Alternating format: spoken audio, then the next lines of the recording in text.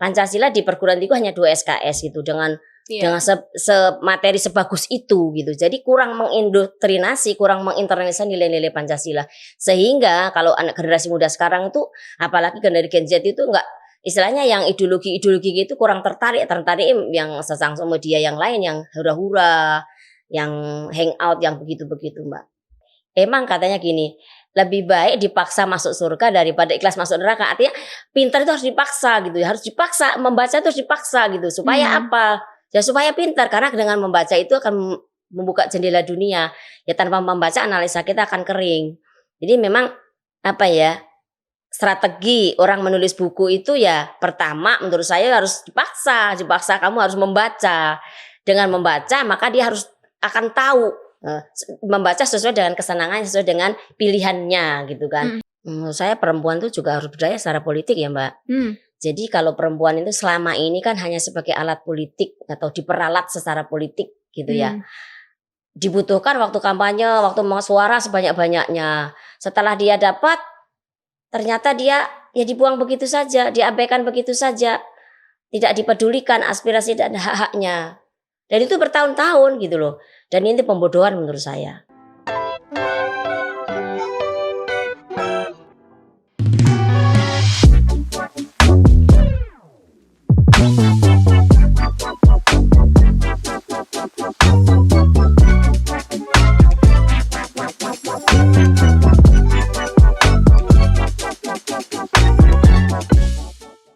Halo Sobat Forum, kembali lagi di Forum Poluan, Pola Pikir Wanita bersama saya Puspita Chandra Dewi. Nah, semakin hari ini semakin banyak banget nih wanita-wanita menginspirasi yang kegiatannya itu nggak cuma di rumah, tapi juga mengajar, terus juga menulis, dan sekarang narasumber saya adalah seorang wanita cantik yang beliau ini aktif mengajar di salah satu perguruan tinggi di Jakarta. Kemudian juga beliau juga menulis. Nah, karena kita udah lihat nih buku-bukunya udah banyak banget di sini. Terus juga beliau saat ini merupakan jubir TPN Ganjar Mahfud. Langsung kita sapa aja. Ini dia Ibu Ngudi Astuti. Halo, Assalamualaikum Ibu Astuti. Waalaikumsalam warahmatullahi wabarakatuh. Gimana Ibu? Apa kabar hari ini? Baik Mbak. Panggilannya Mbak siapa? Vita. Mbak Vita. Iya, oke. Ibu, gimana nih kesibukannya akhir-akhir ini apa aja nih Bu? Ya padat Mbak, ya rapat dengan TPN, juga mengajar di kampus. Saya dosen di Universitas Jayabaya dan sekaligus saat ini saya sedang mengambil program S3 Ilmu Politik Lintas Nasional. Karena program S3 ini kan banyak meresensi buku, jadi saya juga sibuk menulis artikel. Oke, nah Ibu kegiatannya nih banyak banget nih Bu. Cara bagi waktunya nih gimana nih Bu? Cara membagi waktunya sesuai dengan jadwal Mbak. Kalau misalnya kan kuliah itu kan tidak setiap hari ya. Sekarang sudah mulai hybrid ya. Ada yang online juga ada yang onsite gitu. Jadi kalau misalnya pas online ya di rumah bersama anak dan suami. Kalau pas onsite ya kita ke kampus gitu Mbak. Oke, nah kan Ibu nih banyak banget kesibukannya nih, dari ngajar, nulis juga, jubir TPN Ganjar Mahfud juga. Ada waktu me time nggak sih Bu kayak gitu? Ada waktu me time. Sabtu Minggu kita me time. Sendiri gitu kemana gitu atau? Ya sama keluarga. Oh, keluarga. Sama anak dan suami gitu. Kemarin pulang kampung. Oh kita menikmati liburan sama anak dan suami.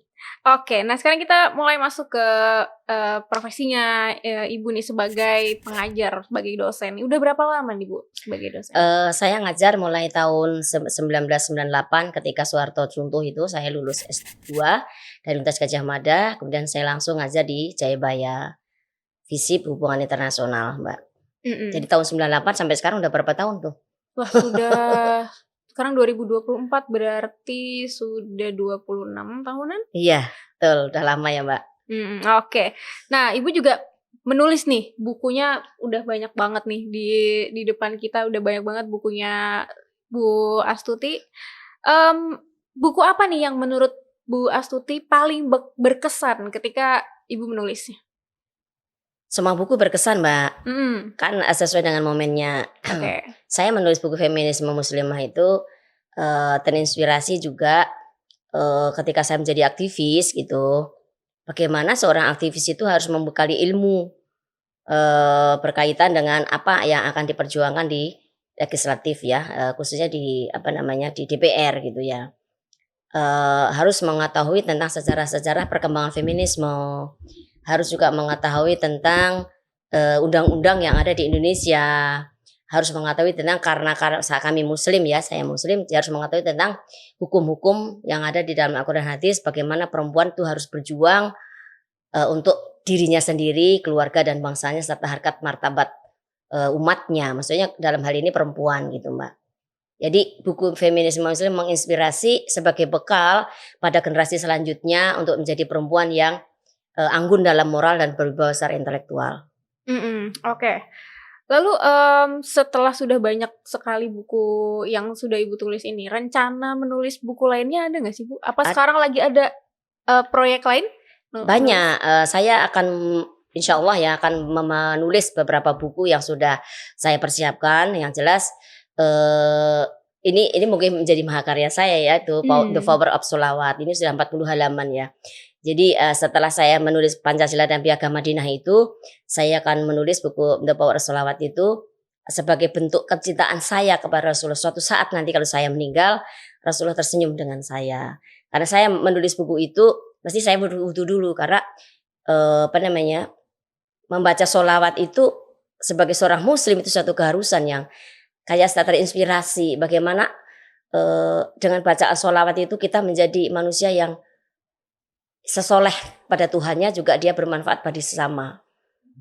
Jadi apa yang dikatakan para ilmuwan itu husnul fikr itu soleh dengan Tuhannya, hubungan horizontalnya bagus, hubungan vertikalnya bagus. Jadi secara horizontal dia bermanfaat bagi sesama, tapi dengan Tuhannya dia menjadi wanita yang soleh gitu. Oke. Nah, tadi Ibu sempat mention soal buku yang Pancasila dan Piagam Madinah. Nah, itu isinya apa tuh Bu? Isinya tentang bagaimana ideologi Pancasila atau dasar negara Pancasila itu bisa dibaca kepada generasi selanjutnya, ya generasi milenial ya, dan yang akan datang, bahwa ideologi Pancasila itu menjadi suatu keharusan yang harus dikuasai. Karena sebagai dasar negara kita, sebagai falsafah bangsa, sebagai identitas bangsa, sebagai konstitusi negara, sumber dari segala hukum gitu. Jadi generasi muda sekarang kan Pancasila itu asing ya, zaman Orde Baru dulu kan mengindoktrinasi Pancasila itu dengan berbagai macam cara ya. Sekarang kan karena Soeharto itu punya penyakit KKN sehingga produk Soeharto itu dehumanisasi, maksudnya ditiadakan, soalnya kayak dulu seperti P4 penataran sudah nggak ada. Padahal itu kan penting, itu bagus gitu. Tidak semua produk Orde Baru itu nggak bagus gitu. Nah sekarang bagaimana anak negeri itu supaya mengembalikan lagi kepercayaan bahwa Pancasila itu penting dikuasai agar tidak terjadi disintegrasi sosial gitu loh. Jadi sesama tidak akan ada lagi orang chaos atas dasar sara. Karena Indonesia ini rentan Mbak, karena sukunya banyak, kemudian pulaunya juga 17.500 pulau dengan berbagai macam suku. Jadi kalau Pancasila itu adalah solusi alternatif yang paling bagus, ideologi yang luar biasa paling bagus untuk Indonesia gitu, dibanding ideologi besar dunia lainnya yang saya tulis itu. Nah, Piagam Madinah itu menginspirasi kita bahwa antara Pancasila dan Piagam Madinah itu sama substansinya. Kalau Pancasila itu dibikin oleh Soekarno dan kawan-kawannya yang 9 orang itu sebagai pendiri negara, sementara Piagam Madinah itu dibikin oleh Rasulullah dan para orang hidup yang ada di Madinah itu. Jadi kenapa Rasulullah sendiri tidak mendirikan negara Islam? Karena Rasulullah itu mengetahui bahwa tidak boleh memaksakan ajaran agamanya kepada orang lain. Jadi dalam Piagam Madinah itu semua agama dilindungi oleh Rasulullah dengan undang-undang Piagam Madinah itu sampai 40 pasal itu Mbak. Jadi Rasulullah ketika menjadi seorang khalifah, menurut Montgomery itu adalah masa keemasan, masa yang demokratis, civil society, masa yang beradab, melampaui zamannya. Luar biasa. Jadi semua orang merasa nyaman dibimbing oleh Rasulullah itu. Dan itu menginspirasi bahwa Pancasila itu bisa menjadikan Indonesia itu negara yang baldatun thayyibun warahmatullahi wabarakatuh, negara yang aman damai sejahtera jika seluruh anak bangsa itu mengamalkan ideologi Pancasila dengan tadi 5 sila itu. Filsafatnya adalah, filosofinya adalah berdasarkan nilai ketuhanan, berdasarkan nilai kemanusiaan, berdasarkan nilai persatuan, berdasarkan nilai demokrasi dan kerakyatan dan keadilan sosial bagi seluruh rakyat Indonesia. Dan itu sangat indah menurut saya. Oke, tapi menurut Ibu sendiri, apakah anak-anak muda sekarang di Indonesia itu masih mencerminkan perilaku mereka, mencerminkan Pancasila gitu di perilaku mereka? Menurut saya kurang, Mbak. Kenapa dia kurang? Karena dia tidak mengetahui secara mendalam tentang Pancasila itu. Karena di zaman reformasi sangat bencinya kepada rezim Soeharto, maka dihilangkan namanya penataran P4 itu, nggak mengenal Pancasila. Jadi Pancasila itu hilang di lorong-lorong kalbu dari bangsa Indonesia. Harus dihidupkan kembali. Maka Pak Taufik Kemas itu membuat MPR itu 4P, 4 pilar itu. Pilar NKRI, pilar Bhinneka Tunggal Ika, pilar Pancasila, dan satu lagi 4 pilar itu. Saya lupa itu. Jadi bedanya gitu loh. Kenapa dulu Pancasila itu diindoktrinasi mulai dari SD kita penataran sampai ke perguruan tinggi sampai Manggala. Sekarang nggak ada gitu. Jadi Pancasila di perguruan tinggi hanya 2 SKS gitu dengan materi sebagus itu gitu. Jadi kurang mengindoktrinasi, kurang menginternalisasi nilai-nilai Pancasila. Sehingga kalau anak generasi muda sekarang itu, apalagi generasi Gen Z itu enggak, istilahnya yang ideologi gitu kurang tertarik yang sesangsung media yang lain, yang hura-hura, yang hangout, yang begitu-begitu, Mbak. Oke. Lalu di buku yang tadi Pancasila dan Piagam Madinah itu, Ibu menulisnya kan kenapa? Apa yang melatar belakanginya? Yang pertama adalah rasa cinta saya kepada bangsaku, Mbak, Indonesia, bangsa kita, bangsa Indonesia, supaya generasi muda itu memahami Pancasila seutuhnya. Nilai-nilai Pancasila diinternalisasi kembali sebagai sebuah ideologi, sebagai sebuah identitas, sebagai sebuah falsafah, agar Indonesia itu menjadi negara yang aman dan damai. Dan yang kedua, rasa cinta saya kepada Rasulullah gitu loh, bahwa Rasulullah itu memberi contoh bagaimana membangun sebuah peradaban yang demokratis gitu. Oke. Kemudian sekarang kita masuk soal proses menulis nih, Bu.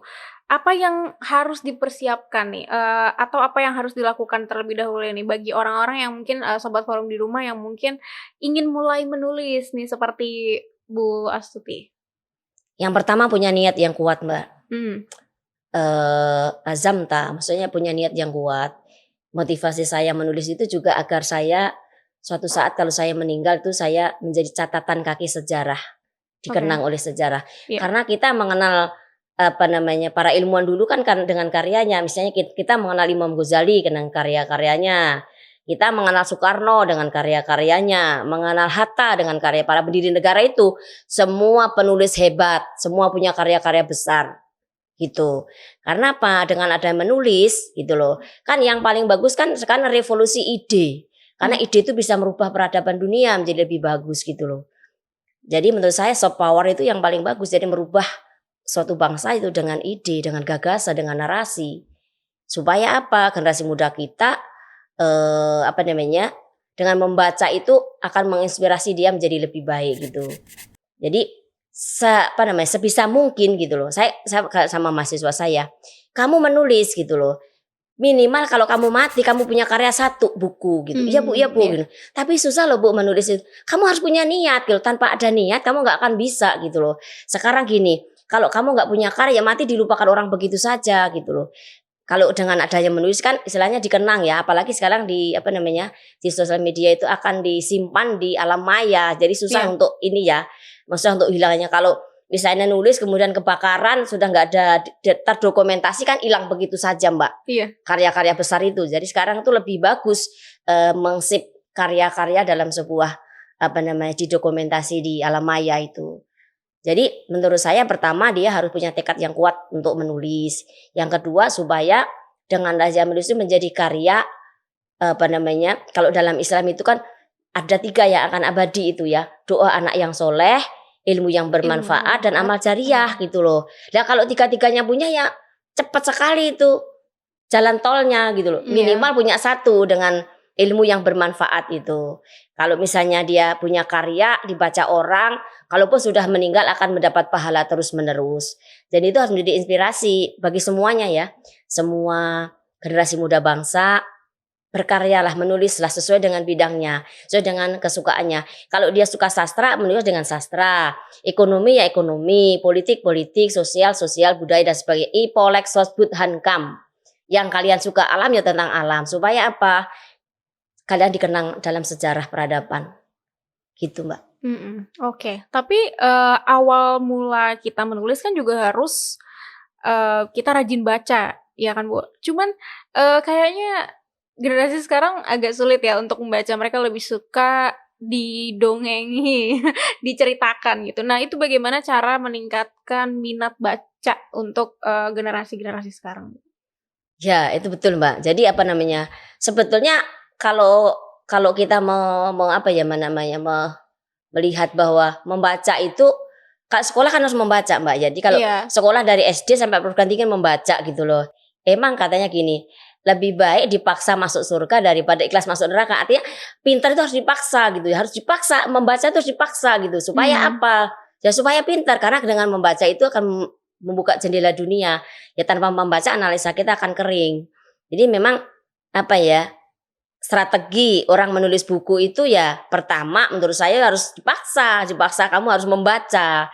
Dengan membaca maka dia harus akan tahu membaca sesuai dengan kesenangannya, sesuai dengan pilihannya gitu kan. Kalau pertama dia senang dulu maka dia mengalir saja ide-idenya itu. Kemudian yang kedua harus punya kawan-kawan yang suka membaca gitu loh. Karena kawan itu berpengaruh Mbak. 99% kan berpengaruh terhadap individu. Nah kalau teman-temannya itu sukanya itu di night club itu ya jarang untuk bisa menulis. Tapi kalau kawan-kawannya suka membaca, suka punya karya, menulis artikel, kemudian dia nulis di nulis di jurnal gitu, dia akan berpengaruh terhadap pikiran-pikiran dan budayanya dalam keseharian gitu Mbak. Jadi menurut saya ya strateginya ya dia harus pertama harus paksa membaca dulu, kemudian kesukaannya apa gitu. Sehingga nanti dia tergerak hatinya untuk mempunyai sebuah karya gitu Mbak. Oke. Nah, kalau Ibu Astuti sendiri awal mula menulis ini karena memang hobi atau karena hal lain? Atau terinspirasi, termotivasi gitu? Karena pertama hobi sih enggak, maksudnya awal dulu enggak, karena termotivasi teman-teman saya Mbak. Jadi kawan-kawan saya itu orang-orang hebat Mbak waktu saya kuliah di Jogja. Jadi para penulis-penulis besar lah gitu ya. Sehari aja dia tulisannya dia ada di 3 koran gitu ya. Koran habis ya sehari di 3 koran gitu ya. Terus setiap minggu dia menulis di koran, nulis buku, nulis apa lah saya gitu kan. Berdasarkan itu maka dia bilang gini, Tuti di pintu sukses nanti kita ketemu gitu kan. Terus semangatnya gitu. Tuti, Abang akan datang pada saat peluncuran buku kamu gitu. Waktu itu saya belum berpikiran bisa menulis buku gitu kan. Akhirnya dengan adanya dia banyak menulis dan sebagainya loh. Kalau saya nggak menulis, saya nggak ada yang saya banggakan di hadapan komunitas saya. Akhirnya dengan semangat 45 lah saya menulis artikel itu Mbak. Karena teman itu berpengaruh. Nah teman-teman saya sekarang tuh nulisnya buku udah sampai 100 buku Mbak. Hebat kan gitu. Jadi dia punya buku banyak, minimal saya punya lah gitu kan. Dia punya bagus gitu. Setelah saya punya jawabannya jempol, bagus lanjutkan gitu. Jadi mengapresiasi gitu Mbak. Jadi teman-teman saya itu yang menginspirasi saya menulis buku. Gitu Mbak. Oke, berarti Bu Astuti sendiri dengan sekarang sudah punya beberapa buku juga secara nggak langsung menginspirasi orang-orang lain juga untuk bisa melakukan hal yang sama gitu ya Bu. Semoga dengan membaca buku-buku saya, semoga banyak orang yang semangat menulis melebihi saya. Itu motivasinya. Oke, sekarang kita beralih ke Ibu Astuti yang juga merupakan jubir TPN dari Ganjar Mahfud. Nah ini Ibu dari seorang dosen, terus juga penulis. Nah gimana awal mulanya akhirnya bisa menjadi jubir TPN Ganjar Mahfudnya? Iya, kemudian saya juga aktif di P3 Mbak dulu, Oke. sekarang jadi kader P3. Terus Oke. teman saya ngajak, Mbak Astuti mau nggak gabung di Ganjar Mahfud gitu. Mbak Astuti kan banyak punya karya gitu, setiap Oke, muktamar menelurkan buku gitu. Iya. Boleh saya gabung gitu. Mm-mm. Kemudian saya dimasukkan di tim Ganjar Mahfud Dewan Pakar, ada SK-nya, kemudian saya aktif sampai sekarang gitu Mbak. Dan saya memang tertarik Mbak untuk bergabung dengan Pak Ganjar dan Pak Mahfud. Kenapa Sebagai tuh, Bu? idola saya. Ya luar biasa Mbak, Pak Ganjar ini kan udah 2 pengalaman menjadi gubernur 2 periode, Iya. menjadi anggota DPR 2 periode. Iya. Orangnya bersahaja Mbak, bersahaja, seorang pemimpin yang bersahaja gitu ya, yang lembut, kemudian merakyat, populis gitu ya. Jadi menginspirasi saya. Yang Pak Mahfud apalagi gitu kan, saya juga aktif di HMI Mbak. Jadi Pak Mahfud salah satu inspirasi saya sebagai seorang pegawai hukum, ahli hukum, orang yang ekspor dalam bidangnya ya eksekutif, legislatif, yudikatif, dan juga bersahaja Mbak. Tidak ada pernah terlibat kasus korupsi ya, sebagai orang yang bersih ya. Untuk saat ini Pak Mahfud menjadi tokoh nasional, tokoh yang paling hebat menurut saya gitu. Jadi Pak Ganjar dan Mahfud menginspirasi saya masuk di timnya Pak Ganjar dan Mahfud Mbak. Oke. Lalu kemarin kan baru ada debat capres yang kedua nih. Bagaimana nih menurut Bu Astuti sendiri soal performanya dari Pak Ganjar Pranowo? Ya, Pak Ganjar Pranowo hebat, Ya. top luar biasa. Sangat menginspirasi. Jadi publik biar tahu gitu loh ya. Cara menyampaikan Pak Ganjar juga santun gitu kan. Kemudian juga elegan gitu, tidak emosional gitu. Yang kedua dia menguasai materi. Yang ketiga dengan data-data. Karena kalau berdebat itu kan adu gagasan, adu ide gitu.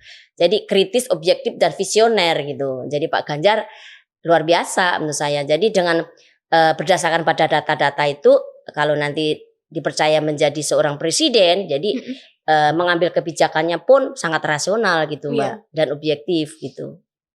Oke. Dari menurut indikator ya saya lihat masukan di WA saya bahwa dengan debat kemarin itu di netizen itu Pak Ganjar tuh sentimen positifnya 79,20%. Artinya masyarakat Indonesia itu bisa melihat gitu loh bahwa performnya Pak Ganjar itu layak untuk dipilih menjadi preferensi untuk pemilu 2024 nanti. Pak Ganjar Mahfud ya. Iya. Oke, berarti sebelum debatnya dimulai kemarin memang sudah ada persiapan entah itu dari data-data dan lain-lain gitu ya Bu untuk bisa dikemukakan di debat. Sudah. Jadi Pak Ganjar itu juga demokratis ya. Jadi meminta masukan-masukan dari timnya yang ekspor gitu ya, dalam bidang pertahanan dan hubungan negeri dan sebagainya itu dia mempersiapkan dengan data-data yang bagus dengan timnya sehingga Pak Ganjar performanya sangat meyakinkan dan luar biasa, mantap. Dan itu performanya semalam sangat seperti ekspektasi yang sudah. Ya, luar biasa. Pokoknya hebat gitu. Jadi kami juga bangga gitu. Sebagai timnya gitu loh dengan performa Pak Ganjar seperti itu. Jadi biar masyarakat tahu bahwa dalam negeri dan luar negeri Pak Ganjar itu memang layak untuk the next presiden 2024 nanti. Oke. Lalu kan masih ada debat lagi nih. Selanjutnya debat cawapres, berarti yang maju adalah Pak Mahfud MD. Nah, persiapan dari TPN sendiri untuk debat berikutnya itu bagaimana tuh Bu? Ya persiapannya sudah mempersiapkan materi-materinya Mbak. Walaupun kemarin sudah kita bikin bukunya itu ya. Tapi tetap mempersiapkan materi-materinya dengan bersama tim. Supaya Pak Mahfud sendiri meskipun udah expert tetap dia menerima masukan-masukan dari timnya. Agar nanti dalam debat luar biasa sama juga dengan Pak Ganjar. Kemarin bahkan lebih gitu Mbak. Sentimen positifnya oleh publik gitu Mbak. Oke, lalu nah sekarang ini kan Bu Astuti ini masih aktif sebagai dosen juga, pengajar juga. Tapi Bu Astuti juga jubir TPN Ganjar Mahfud nih. Apakah Bu Astuti mengarahkan mahasiswanya untuk memilih nih Ganjar Mahfud atau malah ya sudah mendorong mendorong mahasiswanya untuk memilih sesuai dengan keinginan mereka, sesuai dengan hati nurani mereka aja? Yang kedua Mbak. Jadi meskipun saya jubir TPN Ganjar Mahfud, tapi perguruan tinggi harus netral, harus karena nggak boleh perguruan tinggi itu memihak. Pokoknya tidak boleh dimanapun, kapan dan sebagainya, perguruan tinggi harus netral. Kenapa? Karena itu sebagai pilar demokrasi. Jadi kebetulan saya ngajar juga mata kuliah metodologi politik. Saya menyuruh mahasiswa saya untuk melakukan riset, ini canvassing ya. Silahkan kalian membuat riset sendiri dengan ilmu yang ibu kasih, judulnya bebas. Misalnya persepsi para kandidat untuk Jayabaya ya, persepsi mahasiswa Jayabaya terhadap preferensi pilihan presiden pemilu 2024 gitu. Terserah apa kebijakannya, apa utang luar negeri atau apapun, terserah kalian. Ternyata banyak mereka melakukan riset itu sebagian besar tuh memilih Ganjar, Mbak. Jadi kan disuruh presentasi gitu. Kenapa kamu di mana risetnya gitu? Saya di Rawasari, di kantor saya, di kampung saya dan sebagainya gitu. Alasannya waktu itu kan belum sama Pak Mahfud ya, baru Pak Ganjar ya gitu. Sentimen positifnya karena waktu itu Pak Ganjar didukung oleh Pak Jokowi awal-awalnya gitu ya. Di mana-mana jabat Pak Jokowi. Jadi di situ sentimen positifnya karena program-programnya jelas, khususnya untuk KJP, KIP itu jelas kepada mahasiswa yang dirasakan gitu, dan juga penegakan hukum gitu kan. Akhirnya setelah itu jadi kamu gimana gitu kan, saya tidak mengarahkan itu. Jadi menurut yang dia wawancara itu adalah sentimen positifnya adalah memilih Ganjar di antara kandidat yang lain gitu Mbak. Dan itu dia mahasiswa sangat senang, Bu, selama ini kan kami kuliah itu hanya teori gitu, teori-teori. Sementara Ibu menyuruh kami di lapangan dan saya langsung mempraktekkannya kepada masyarakat. Dan saya lagi tugas di kampus, Pak. Bagaimana pendapat Bapak begini-begini gitu. Nah ya sentimen positifnya kepada Ganjar Mahfud. Tapi ini bukan Ibu loh ya yang nyuruh gitu. Ini kalian gitu. Iya Bu, enggak gitu. Artinya datang dari masyarakat yang dia gali itu seperti itu, Mbak. Jadi saya tidak mengarahkan, Mbak. Itu bebas. Kalian bebas memilih pasangan calon nomor 1, nomor 2, nomor 3, bebas memilih. Sebagai dosen harus netral dan harus memberi hak-hak politik kepada mahasiswa sesuai dengan hati nuraninya. Kan pemilih itu harus jujur Mbak, jujur dan adil gitu ya. Meskipun di luar kampus sebagai warga negara dia punya pilihan politik lainnya. Begitu, Mbak. Oh, oke. Nah, kalau Ibu Astuti sendiri melihat mungkin dari mahasiswa Ibu gitu, antusiasme mereka di pemilu 2024 ini seperti apa? Semangat, Mbak, karena beberapa yang saya tanya itu harus pemilu. Saya bilang gini, pemilu itu penting gitu, karena untuk perubahan gitu. Kan esensi pemilu kan kalau dulu kan one man one vote gitu, satu orang. Tapi sekarang karena kita belajar gender one man one vote, tapi one person one vote.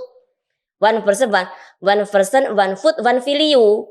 Artinya apa? Satu orang satu suara satu nilai gitu loh.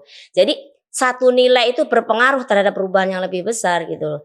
Kalian jangan golput. Jadi mereka yang sudah kuliah maksudnya diberi penyadaran pentingnya memilih sebagai sebuah perubahan, itu dia antusiasme untuk pemilu tahun ini memilih, walaupun kemarin-kemarin dia golput. Saya golput Bu katanya. Golput juga pilihan politik ya gitu loh. Di Amerika aja juga golput banyak gitu loh. Tapi mahasiswa saya sekarang semangat untuk memilih itu sesuai dengan pilihan masing-masing. Tapi saya tanya 1-2, kamu milih siapa? Mahfud Bu. Mungkin karena dia akademisi ya. Jadi Pak Mahfud kan akademisi, jadi ada Mahfud Bu aja. Mungkin ada milih Anies, ada milih Prabowo, itu hak mereka gitu Mbak. Oke. Lalu kalau misalnya Ibu sendiri misalnya ada saran gitu atau masukan untuk generasi sekarang yang mungkin ingin juga berpartisipasi nih dalam pemilu, dalam dunia politik, itu awal mulanya mungkin gimana nih Bu? Harus seperti apa? Ya pertama dia harus tertarik dulu dalam politik ya gitu ya. Apalagi kan saya kan di dosen politik ya istilahnya. Bahwa politik itu penting gitu. Karena untuk perubahan itu kebijakannya ada dari sana. Dari kebijakan politik itu dia akan merubah nasib bangsa Indonesia ini. Kan teorinya kan berjuang dengan kekuasaan lebih utama daripada tidak dengan kekuasaan kan gitu loh. Satu tanda tangan Anda itu bisa merubah nasib orang banyak, ribuan bahkan jutaan nasib orang banyak kan gitu. Jadi berjuang lewat politik itu adalah yang tertinggi nilainya gitu ya. Yang kedua, kalau dia tidak punya kekuasaan ya dengan bicara, dengan protes, dengan menulis, dengan demo, dengan apa yang melihat ketidakadilan itu harus bicara gitu. Kalau kamu bicara kamu dibungkam ya kamu dengan pena kamu istilahnya harus bicara, menyampaikan sesuatu yang seharusnya gitu ya. Bahwa itu tidak benar, tidak harus bicara. Lah kalau itu nggak bisa bicara ya dengan berdoa itu kan sekecil-kecilnya selemah-lemahnya berjuang gitu. Tapi ya dengan doa itu selemah-lemahnya gitu. Jadi penting berpolitik itu, dan mahasiswa juga antusias bahkan sering mengadakan kajian-kajian bedah-bedah buku yang berkaitan dengan politik, Mbak. Baru kemarin mau ngundang tim sukses untuk di kampus. Dan jadi para tiga timnya diundang di kampus untuk membedah visi misi capres dan cawapresnya, Mbak. Oke, lalu bagaimana nih upaya Ibu sendiri sebagai jupir TPN Ganjar Mahfud agar masyarakat ini bisa memilih paslon nomor 3? Yang jelas harus kampanye itu tiada berhenti ya, kampanye masif dan kolosal gitu ya.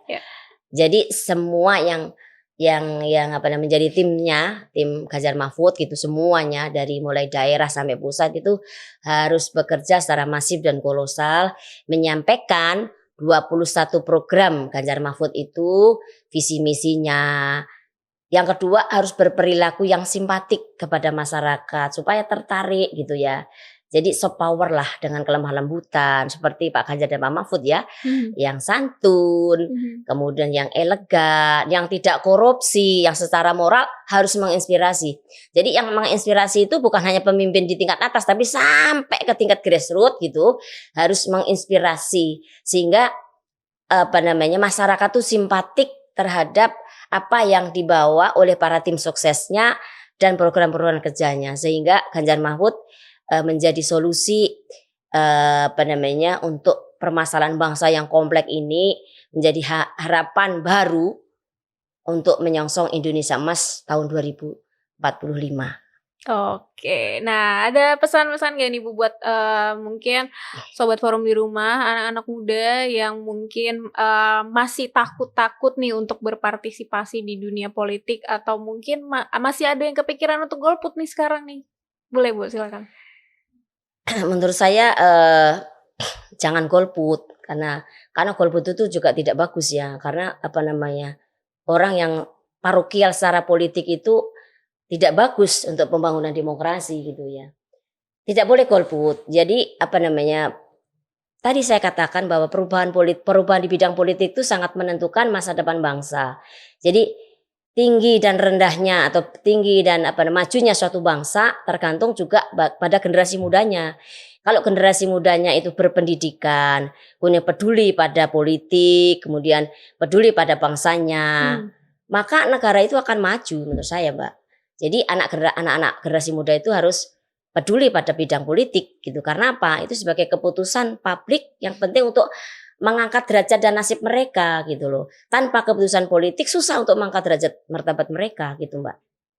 Kalau untuk khususnya perempuan sendiri, untuk wanita sendiri mungkin masih ada pikiran kalau ya kami bekerja di rumah saja lah gitu. Tapi ketika sekarang melihat Ibu seperti ini untuk bisa lebih meningkatkan kesadaran diri untuk bisa mungkin 5 tahun ke depan masuk ke dunia politik dan akhirnya nyalek kayak gitu, kayak gimana tuh Bu? Menurut saya perempuan tuh juga harus berdaya secara politik ya, Mbak. Jadi kalau perempuan itu selama ini kan hanya sebagai alat politik atau diperalat secara politik gitu ya. Dibutuhkan waktu kampanye, waktu mau suara sebanyak-banyaknya. Setelah dia dapat, ternyata dia ya dibuang begitu saja, diabaikan begitu saja. Tidak dipedulikan aspirasi dan hak-haknya. Dan itu bertahun-tahun gitu loh. Dan ini pembodohan menurut saya. Jadi perempuan itu harus berdaya secara politik. Salah satu buku saya itu yang supaya menjadi bekal ya gitu loh. Karena dengan kebijakan politik, maka akan meningkatkan derajat martabat perempuan itu. Mbak tahu kan gitu ya. Mungkin Mbak Vita tahu ya. Sekarang ini keterwakilan perempuan di parlemen itu kan undang-undangnya itu dan afirmasi kan 30%. Ya. Pasal 35 itu undang-undang pemilu itu di undang-undangnya, tapi prakteknya kan nggak 30%, Mbak. Ya.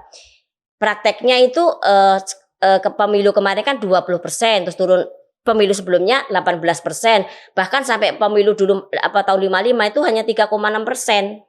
Artinya ya peningkatan lah, tapi untuk mencapai 30% itu masih kurang.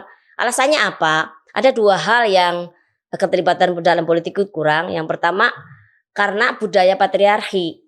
Budaya patriarki itu baik di parpolnya, di partai politiknya, juga di lembaga-lembaga politik lainnya. Contohnya di parpolnya, memang ada kuota 30% dan ada PUG juga ya, pengusul tambah. Dan di parpolnya sendiri itu kan perempuan seharusnya masuk pengurus harian itu 30%, atau menjadi caleg nomor jadi itu 30%, tapi kenyataannya tidak. Walaupun 30% dalam menjalankan, tapi nomornya kan nomor kesekian, hanya sebagai aksesoris demokrasi. Jadi tidak semata-mata menominatkan gitu loh perempuan 30% nomor jadi. Dan dampaknya apa gitu loh? Dampaknya ya jadi anggota DPR itu kurang dari 30% di tingkat legislatif gitu, Mbak. Nah itu pengaruhnya apa ya? Karena tadi itu ada budaya patriarki tadi, baik di parpolnya maupun di lembaga-lembaga politik lainnya. Berarti yang harus diperbaiki dari parpol dan lembaga partai politiknya itu, atau dari perempuannya sendiri? Dua-duanya.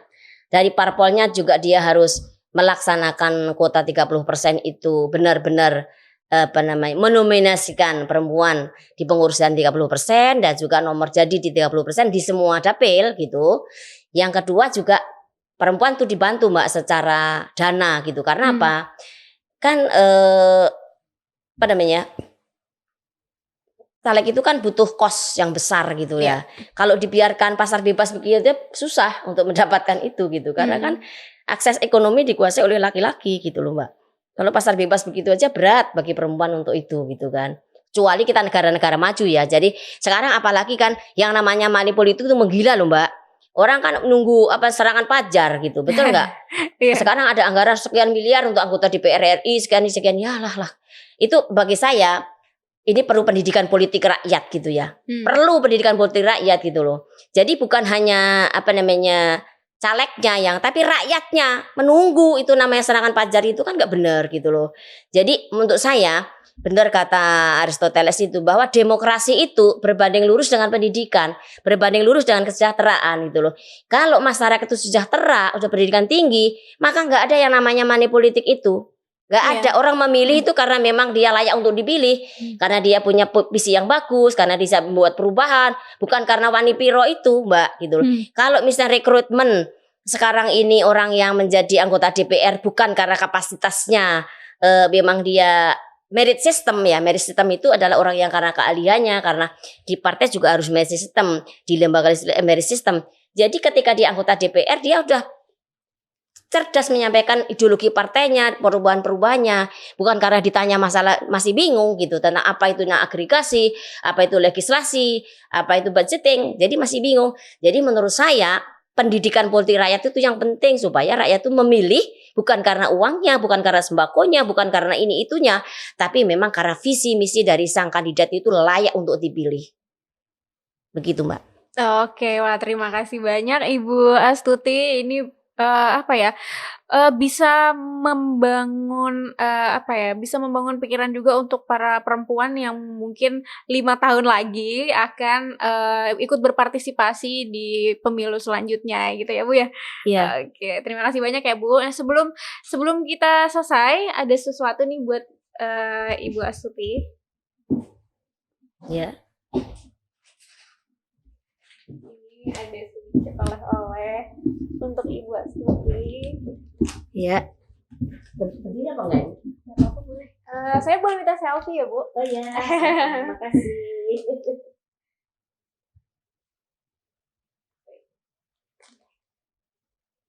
Satu, dua. Oke, terima kasih, Bu. Oke, itu dia ngobrol-ngobrol saya bersama dengan Ibu Astuti. Banyak banget nih masukan-masukan yang akhirnya didapat pribadi saya maupun untuk sobat forum di rumah juga, untuk ya mungkin kita bisa mulai menulis untuk bisa memiliki karya untuk dibagikan kepada orang banyak, dan juga mungkin generasi-generasi kita berikutnya, dan juga mungkin untuk sobat forum yang masih maju mundur untuk berpartisipasi di dunia politik, mungkin bisa memantapkan diri setelah mendengarkan masukan-masukan dari Bu Astuti. Terima kasih banyak untuk Sobat Forum yang sudah menyaksikan Forum Polwan episode kali ini. Jangan lupa terus saksikan Forum Polwan episode berikutnya, dan juga like, subscribe, komen, dan juga share ke Sobat Forum lainnya. Terima kasih banyak. Sampai jumpa. Sampai jumpa, sama-sama. Terima kasih semuanya. Terima kasih.